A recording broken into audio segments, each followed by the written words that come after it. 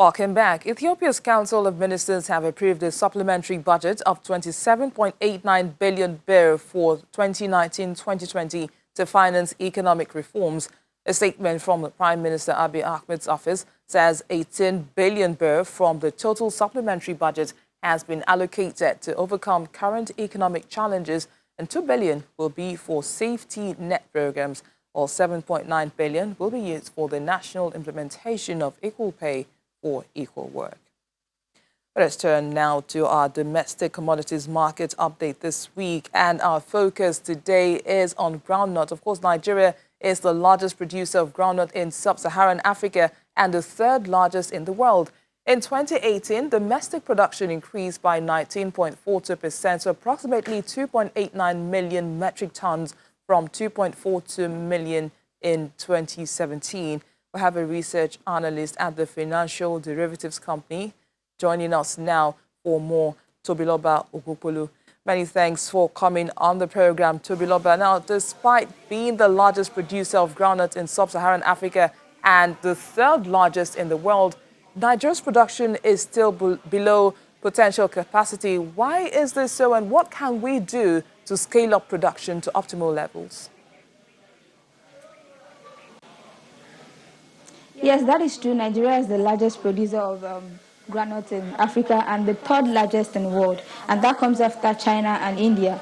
And the reason that we have lower production right now is because currently we produce about 2.89 million metric ton, like you said, and we're still way below our optimal production, which is about 6 million metric ton. And the reason is because, one, the production of groundnut is not as profitable as a lot of other commodities. And apart from that, we've seen that we have drought has really affected this commodity. It's mostly produced in Kano, Kaduna, Taraba, and all these other states in the arid region. And also, we've seen that has really affected the production of this commodity. So we've seen a shift.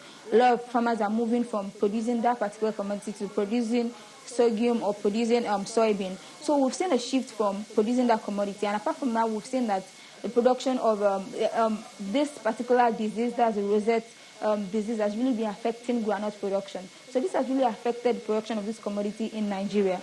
And we need to take to clear these issues, to reduce these issues. The federal government needs to take a look at this sector. And apart from that, take a look at the agri sector as in a whole. And if there are transformative changes in the agri sector, we expect this to have a direct effect on production of several commodities, including groundnuts.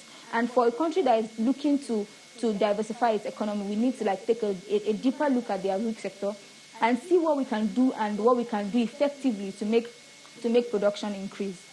Tobiloba, the leading producers and consumers of groundnut are China, India, and the U.S. But with the outbreak of the coronavirus and the projected decline in China's growth, what's your outlook for global groundnut output and prices? So China is not just the leading producer; they are also the top consuming country, and they produce about 41% of global output, and they consume about 34%. And the coronavirus has really affected lots of commodities, including groundnut. We've seen that in this country, business is not as usual so far, and due to the fact that there has been a lockdown on the lockdown measures. Apart from the fact that they extended their Lunar New Year holiday. So that has really affected production and business in general. And due to this, we've seen that the output of several commodities, because a lot of farmers were not able to go to their farm. So we've seen that this has reduced the output by about 1 million metric ton. And this has really affected production. And we've seen that demand has been moderate. We know definitely demand in China has reduced a bit, but then the decline in the demand is not as much as the decline in the output, because we've seen that China is a top producer. So this has really affected prices, and we've seen that prices have started to pick up.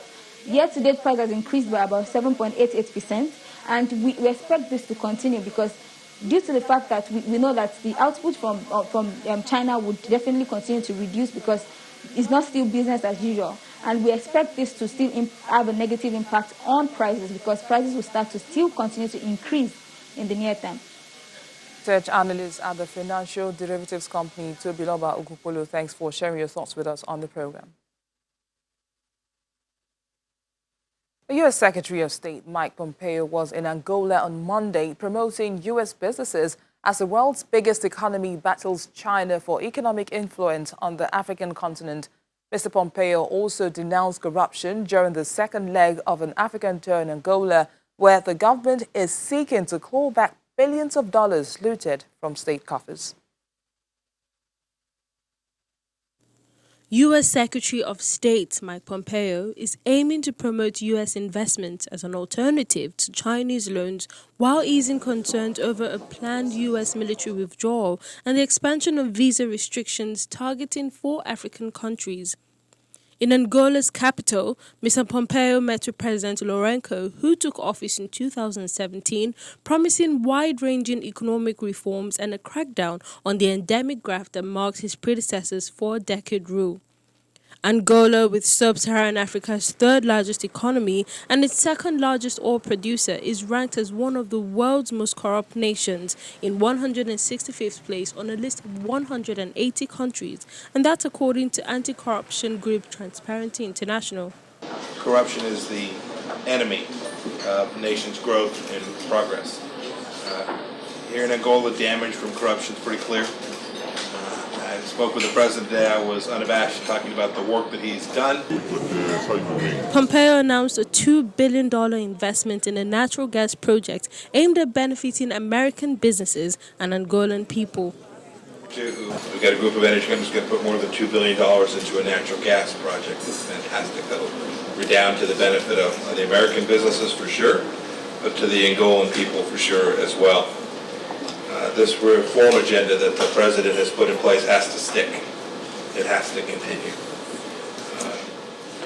If we get that right, collectively, there'll be more deals. Financial institutions will return. All of the things that will drive jobs and wealth creation for the Angolan people will be in place. We'll do our part to help the Angolans achieve prosperity.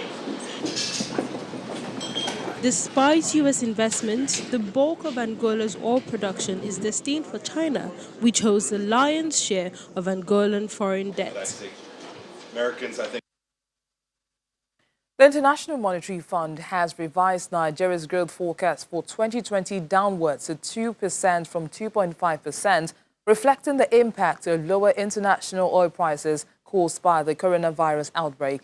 The IMF says the pace of economic recovery remains slow as declining real incomes and weak investment continue to weigh on economic activity. The Washington-based fund expects inflation to pick up, while deteriorating terms of trade and capital outflows will weaken the country's external position. The IMF recommends further tightening of monetary policy through more conventional methods to contain domestic and external pressures arising from a large amount of maturing CBN bills. And regarding Nigeria's border closure, the IMF says the move will continue to have significant economic consequences on the country's neighbors and calls on all involved parties to quickly resolve the issues keeping the borders closed, including to stop the smuggling of banned products. And that's where we end today's program. Thank you for watching. I am Bisi Adebayo.